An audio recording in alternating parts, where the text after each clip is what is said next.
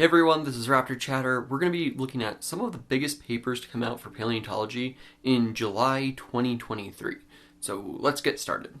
Igai semkhu is a new species of a titanosaurian sauropod coming from the late Cretaceous of Egypt. And it's actually a little bit younger than some of the more famous fossils from Egypt. This includes things like Spinosaurus and Furcatoceratops. But Igai actually does line up with some other fossils we have that help to show a connection between the Arabian plate and the African plate during the latest part of the Cretaceous. These continents probably weren't in contact throughout most of the Mesozoic, maybe a bit during the time of Pangaea, but they broke up at least a bit after that. However, this helps to show that there was, at least in the late Cretaceous, some sort of a land bridge or at least close connections between these two different separate geologic plates, and it was able to kind of create this Afro-Arabian kind of fauna that we do see in Egypt in the very, very late Cretaceous. But it's not the only new dinosaur. Oblitosaurus bunnueli is a large ornithischian coming from the late Jurassic of Spain, and it's kind of interesting because it actually falls a little bit closer to things like the hadrosaurs and then the iguanodontians than a lot of the other animals that were starting to diverge around this time. So it helps push back the divergence for those groups at least. The group of dinosaurs it belongs to didn't really get into North America until much later, and there's also a large diversity of some of these subgroups in this group that actually does have a lot of broad diversity in parts of Western Europe.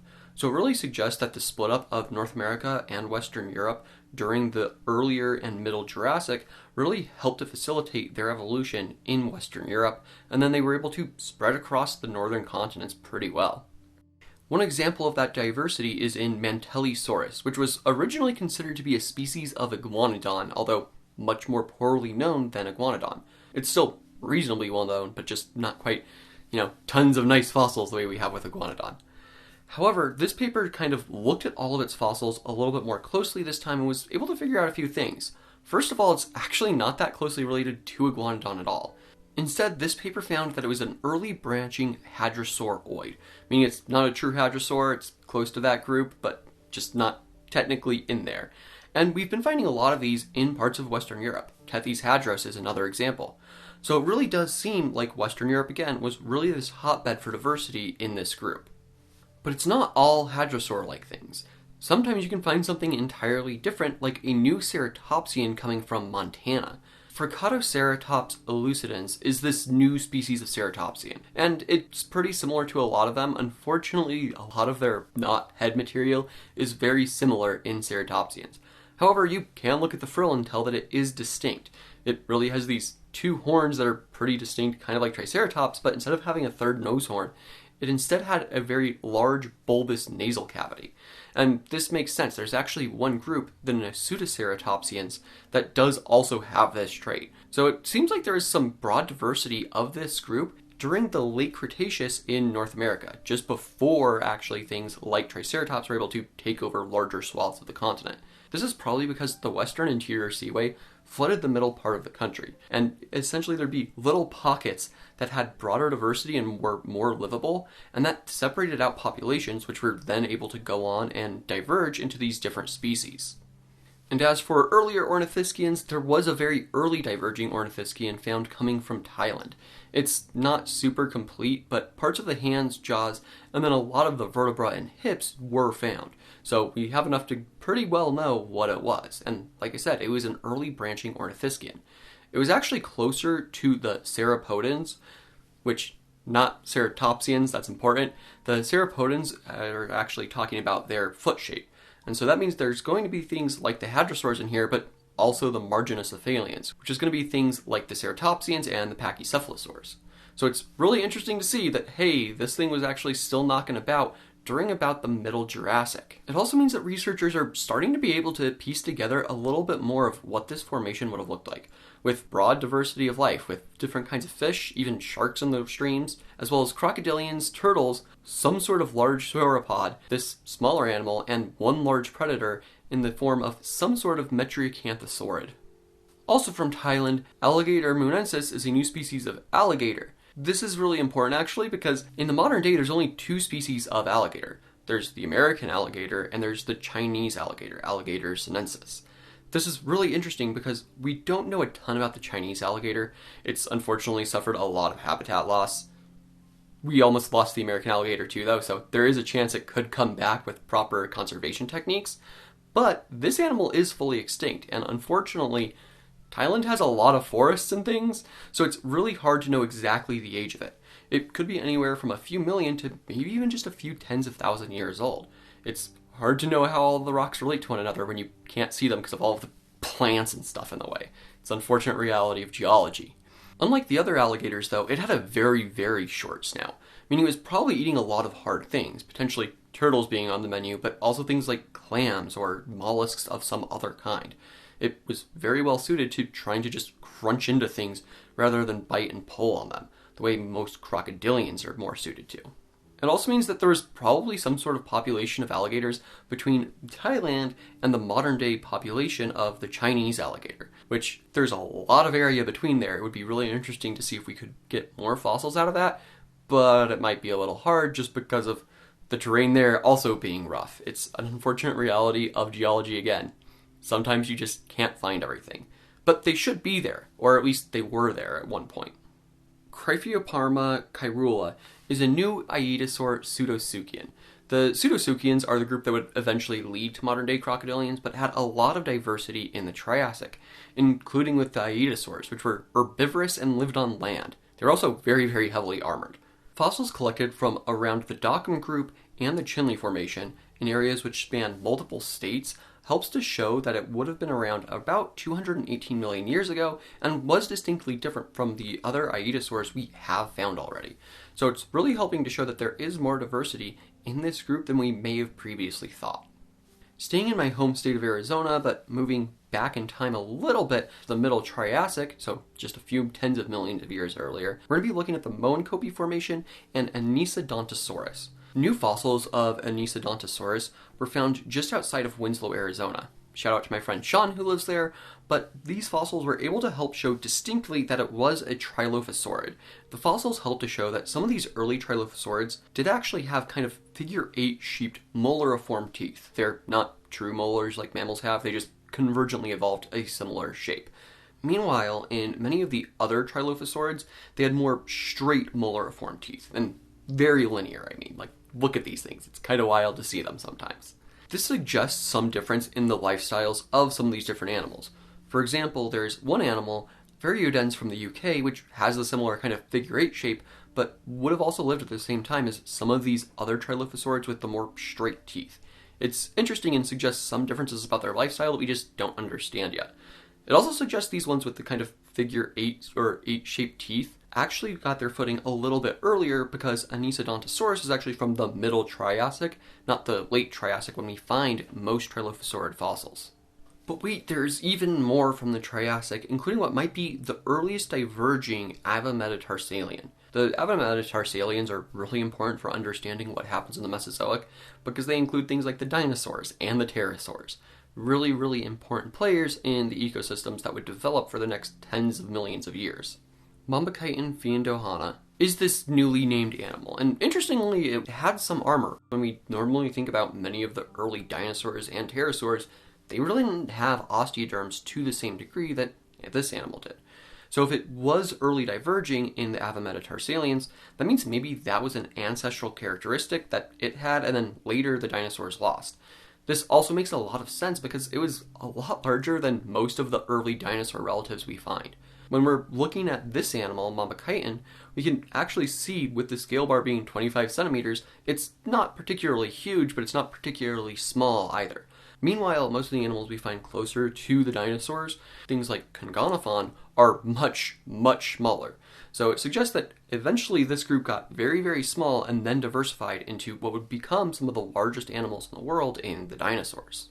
Unfortunately, the fossil isn't super complete, but hopefully we'll be able to find some more because there are other early archosaurs coming out of Madagascar where this animal is found. So hopefully there will be some new finds that can really help shed some light on how the archosaurs got their start. Staying in both the Triassic and in Africa, we're going to be moving to South Africa, and a fossil there that's pretty well known with over 50 specimens, Euparkeria. Euparkeria is often considered the earliest diverging of the archosaurs. So it was very small, and it would eventually lead to the lines that grew into the dinosaurs and the crocodilians. So very, very small thing that grew into very, very great things. And maybe not directly as an ancestor to them, but at least lets us know what these early archosaurs might have been like. Unfortunately, we really haven't been able to get a good sense of when it lived because there were just some kind of notes that were written like, oh yeah, I found all these. There's 50 of them. Didn't really mention exactly where when it was found over 100 years ago, which is unfortunate, but we took those field notes and researchers were able to rediscover where all these Euparkeria fossils came from, which is nice because now we can say distinctly it lived during the Middle Triassic, not the Early Triassic. This is unfortunately a little bit later than we'd like. Ideally, we'd find an archosaur from slightly earlier during the Early Triassic to really get a better sense of how they did develop. However, it's, again, still very important. It's the earliest diverging archosaur that we know of, meaning we can use it as kind of a blueprint to understand their broader evolutionary trends. This also means the researchers were able to reconstruct why there were 50 of them in one site, and what it seems like happened is a lot of environmental changes very quickly. And this is likely due to just changes in the seasons and different monsoonal floods. And I say that because it seems like there was a large flood which essentially flooded the side bed of part of a stream, and then eventually that receded into a pond. Many animals were hanging around there, including a lot of Euparkeria, and then a larger flood came and essentially trapped them all in there where they drowned and then sunk to the bottom. A few animals would have also walked over them. There's some evidence of them being trampled and crushed, which sucks for the bones. But eventually then another larger flood still came in and was able to bury all those fossils so that we could get them preserved.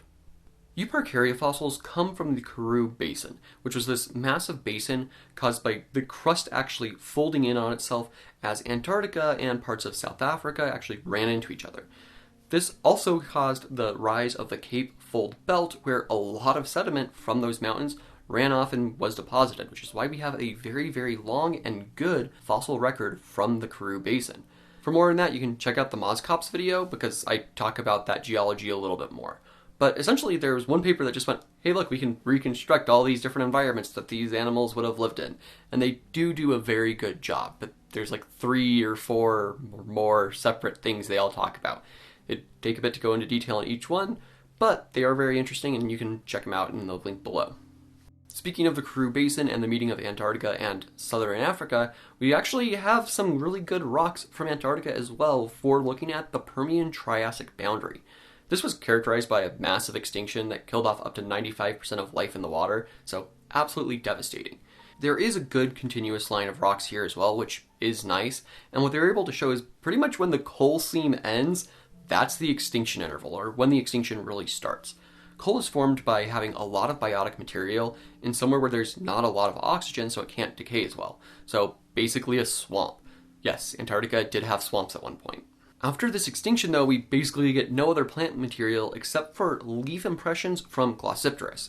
Glossipteris was a tree that did very, very well through that extinction interval. For whatever reason, it just survived and did very well. Like, there's nothing else to compete with, so yeah, I mean, why wouldn't it do well? But it does help to show how much of the life in Antarctica also died off during this extinction. But there's also enough rock here to really suggest some things about how the extinction played out in this part of Antarctica.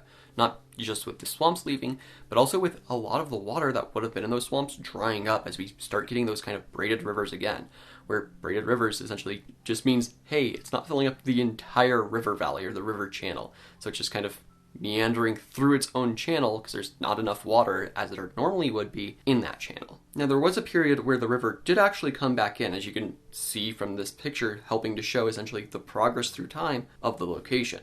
But this kind of meandering river system is what we see a lot during the Permian-Triassic extinction, as it was exceedingly dry because of just general climate change. There was a lot of global warming going on because the Siberian traps, a series of massive volcanoes in Siberia, were erupting and just changing the climate because there was so much CO2 and other gases being released. It's unfortunate. Now, this is just kind of a preliminary study. They don't have essentially the whole picture of what was going on here in Antarctica. You can only work there for certain times of year because otherwise it's just too dang cold, or dark, or both. As for one of the animals that actually did survive that extinction, you have the genus Jimusaria, which was a group of Dicynodonts. Dicynodonts were these mostly herbivorous mammal relatives that did pretty well during that extinction, at least relative to some of the other animals which had mass die-offs or went entirely extinct. A new species of Jimusaria munensis, was recently described, and on part of the skull, specifically the epipterygoid bone, there was this odd rod that probably helped actually stabilize the palate. This has been suggested to potentially be similar in other Dicynodonts. We just haven't found it because maybe in those other ones it was cartilage. It's really hard to know for sure. It does help us to understand the Dicynodonts better and hopefully be able to figure out a little bit more of why they lived when so many things died. The Permian-Triassic extinction happened 251.9 million years ago, and pretty quickly after that, at 248.8 million years ago, there was already some complexity happening in the oceans around China. This wasn't just a straight burst of diversity, though. It looks like there were multiple stages in how these things change. Early on, it's a lot of Nothosaurus type animals.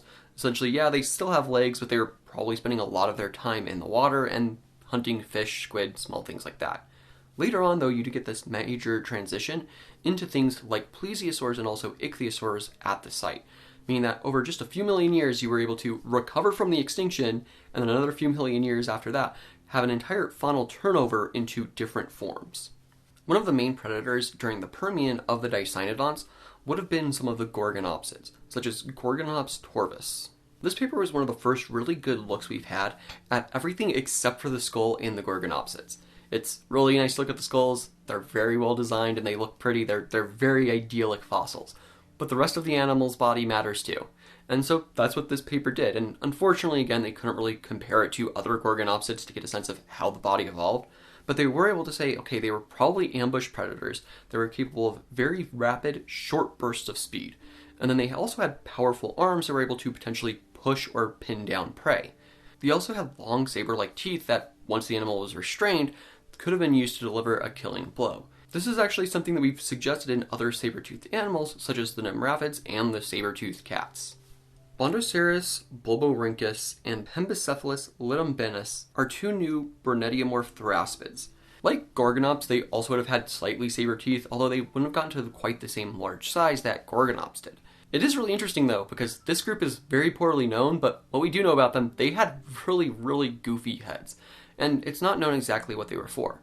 There's a chance they were competing against one another, but there's no direct evidence that they were. We don't see the kind of, contact and damage that you would expect to see on the bones if that were the case. These ones, like many of the others, are very partial, so it's hard to say exactly what they were doing as well, but hopefully this will help us to start understanding better the kind of diversity that this group had, especially since some of them did live alongside one another and seemingly they weren't directly competing with one another. On the subject of saber-toothed animals, we actually have two new saber-toothed cats coming from South Africa. Locotungilurus chinzame and Dinofelis wirtelini are two new species of saber-toothed cat. Both of those genera have already been named. These are just new species in each of their respective genera. These fossils, though, combined with other ones from across Africa, really helped to show the kind of regionalization that was happening with the saber-toothed cats in Africa, with many areas having similar species, but all the same genera within those different localities. So it was kind of homogeneous. However, there were still some subtle differences that you might not recognize at first. There are also some very interesting fossils of a mammalian herbivore found in South America. And it's not necessarily that it itself is interesting, we already know about it. It's Glossotherium, a large ground sloth. But the bones themselves are what's interesting because they weren't just normal bones sitting around. Instead, these were actually modified by humans, and they date to 27,000 years old, meaning that humans were in South America by at least 27,000 years ago. This doesn't go with what a lot of the archaeological evidence says, but it does line up very well with what the oral histories of the indigenous peoples of the Americas are. It's almost like they knew what they were talking about. Wild. There was also an interesting ground sloth found though too, because this one was pregnant when it died, meaning you can actually see the bones of the fetus in the mother. The bones are actually kind of interesting because we can actually see that it basically just was born with already complete set of teeth, which isn't something we expect for most animals, but we do see it in some of their relatives, and even modern day sloths do this. The teeth of the fetal sloth are actually really interesting because they show some wear patterns and they were already fully erupted. What that means is essentially it was probably not going to be feeding on milk for very long. Instead, it was already practicing the chewing motion so that it could start eating plants pretty rapidly after birth. It also had short arms but pretty large claws, meaning it potentially actually clung to its mother. This is something we do see in some of their relatives, like modern-day anteaters and even modern-day sloths, so it makes sense that this trait could be ancestral to sloths and their relatives as a whole. But before sloths had even evolved, there were some other animals eating plants, and at least one of them was a bird. And it wasn't just eating any kind of plants the way that many modern birds do. It wasn't going after seeds or after fruit. It was going after the leaves specifically. This is really, really rare in modern birds. The only species I can think of that deliberately eats a lot of leaves is the hoatzin, which is a really, really interesting bird from South America, and the young even have claws still on them so that they can hang on to branches when they're climbing through the trees.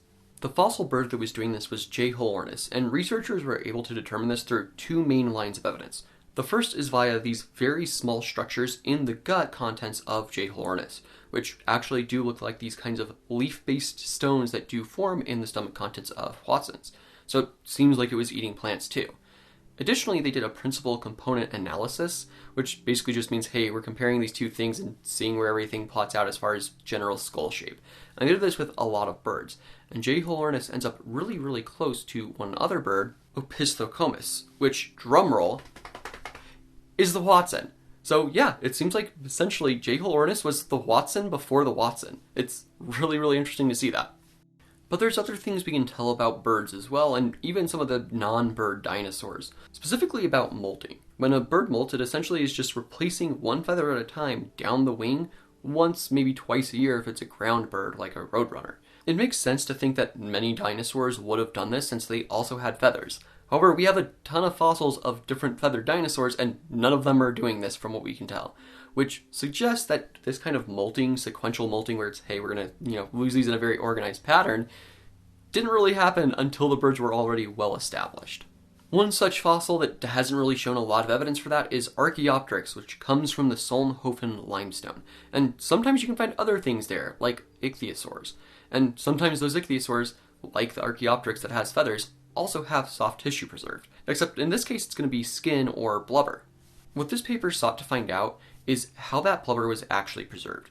And what they found is, yeah, there'd be a little bit of decomposition, but that decomposition would then allow calcium and phosphate to move in, forming a mineral called apatite, so it's preserved as apatite. Not every specimen from the Solnhofen Lagerstätte has this though, meaning that there are some other varied conditions that can determine how well preserved the blubber might be, and also even if melanosomes are preserved. Hopefully we'll get a little bit better understanding of this in the future, but for now, this paper has done a lot of great work to help us understand how this fossilization of soft tissues is actually happening.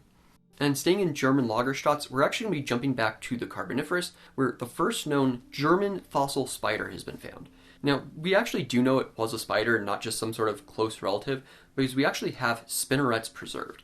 These are spinnerets that are more like some kinds of tarantulas where they actually stick fully out of the body. It's not super hidden. So we can very distinctly tell, like, yeah, this is a spider, not something closely related like Chimera arachne. This is very consistent with a lot of the other very early spider fossils that we have found, all 11 other ones. Unfortunately, spiders don't really have a great fossil record, so having this will be a big help in the future. This paper is basically just describing, hey, we found this, it has some of these traits, and hopefully we'll be able to understand a little bit more about their evolution. Jumping back to an even older Lagerstätte, we're going to be looking at a mid-Cambrian tunicate. Tunicates are sea squirts, kind of just sit on the seafloor for the most part. However, they're actually really, really closely related to us, chordates. So essentially everything with a backbone, really closely related to these little filter-feeding, almost sponge-like animals. Really interesting to see how evolution just took us into entirely different routes. Megasiphon thylacos is this new tunicate fossil, and it really helps to establish that the tunicate body plan was already well established by the mid-Cambrian. It, despite being flattened in a rock, looks pretty indistinguishable from even some modern-day tunicates.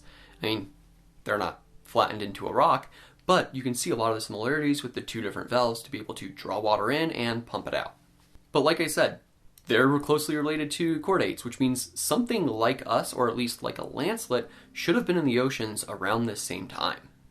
On the subject of early vertebrates and their relatives, there was a paper a few months ago on Eunanozoans, which were these little lancelet-like things, for lack of a better term, that may have been actually developing the early stages of a jaw. And essentially there's 3 new articles that are, hey, they're wrong, they did this part wrong. And then another one is, hey, they actually did this part wrong too. And then a response from the original authors going, hey, no, actually we did this right, here's more evidence for it. And unfortunately I'm not well versed in early vertebrate evolution, so I'm not the best person to comment on it, but those are all available if you're interested. There's still a lot of debate in paleontology, even when it seems like we have really strong evidence for some things. And then there's two papers that I did a video on separately, because they're both about Anomalocaris and its relatives. The first one is like, hey, they really couldn't hunt hard things, meaning they weren't hunting trilobites, they were hunting something else, probably in the water column, because their spines could get easily damaged, and scraping those on the bottom would be damaging to those spines then.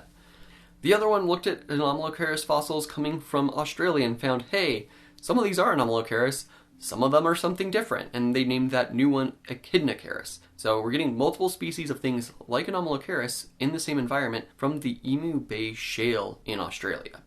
There was also another video I did about a potential small mammal actually hunting a dinosaur that would have been a bit larger than itself. There are some doubts to the legitimacy of the fossil, with some people going, no, they just took two fossils that were already found and just kind of put them together to make it look like a more fancy fossil. And that is possible. For now, I think the arguments in the paper are fairly reasonable, but I would still like to see either some other researchers or some more tests done to confirm its legitimacy. Hey everyone, thanks for watching. Really appreciate the support. The month in reviews take time to get done and out and all that stuff, so really appreciate the support on these kinds of videos because they take quite a bit sometimes. You can help support us by joining the Patreon if you're interested down below. You also get to vote on the contents of certain videos like that. Be safe, take care. Don't go extinct.